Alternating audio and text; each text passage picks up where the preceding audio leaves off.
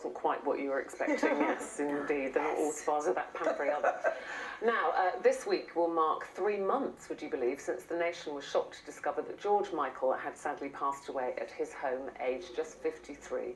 However, it appears it may not have been a shock to George himself. Now, one of his doctors has revealed that when he saw him in the days just before he died, George acted as if he knew the end was near. I mean, obviously, weren't party to any of those conversations, who knew what they said to each other, but it did make us think, if you could find out when your time was up, would you like to know? What about with loved ones? I feel like they've done this on purpose. They've chose this to talk about. This gives me anxiety, even just you saying, would you like to know when you're going to die? It gives me severe anxiety.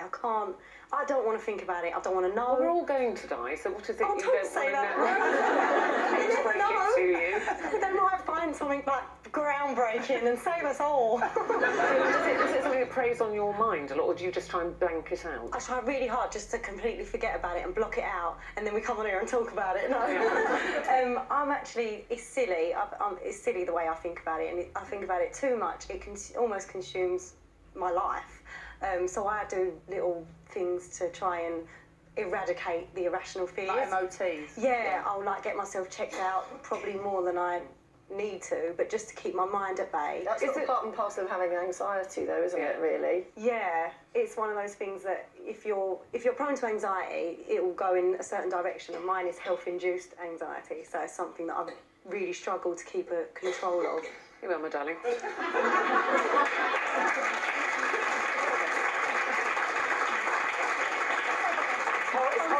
It's horrible when you get the coughs. Anyway, enjoy the water. Is that because you've got young children, do you think? Do you worry about leaving them, or...? It definitely got worse when I had the boys, so it definitely heightened my anxiety, because before that it'd probably come and go quite sporadically, whereas when I had children it got much more regular, so I'd think about it more and more. You know, when you look at them and you think, oh God, if anything was to happen to me, what would they do? How are they going to survive? They can't live without me. And the thing is, though, having these checks that you do, the health checks, and you know that's not a bad thing to do, but you know, does that not worry you as well? If they suddenly said, well, actually, you're going to be prone to cancer, they're not saying you've got it, but if they said you were prone to it, possibly, would that make you more anxious because you think one day I might get cancer? I think it works the other way around for me. So it actually, if I have tests done to see if, you know, like preventative, to see if there is a chance that I might get something. But I still might not get it, but at least I know what to look out for and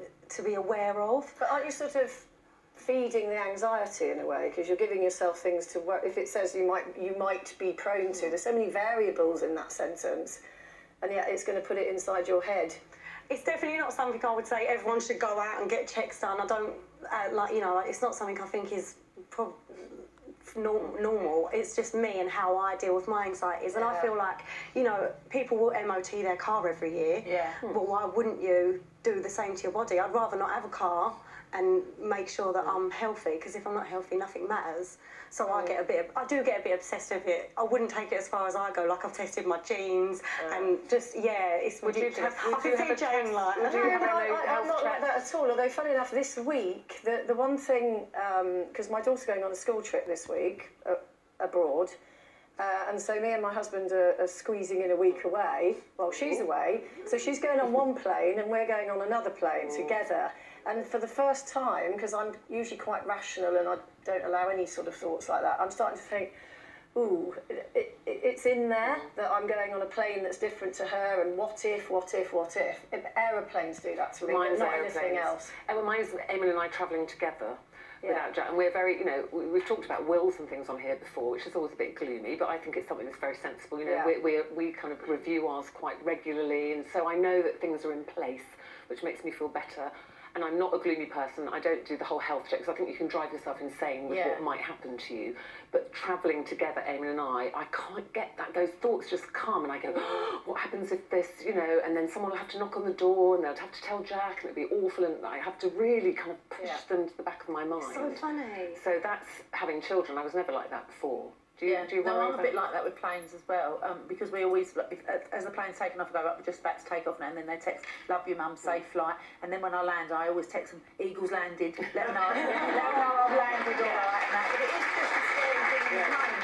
You had a little thing in a car, didn't you? That you, Yeah, oh God. not a little thing, I but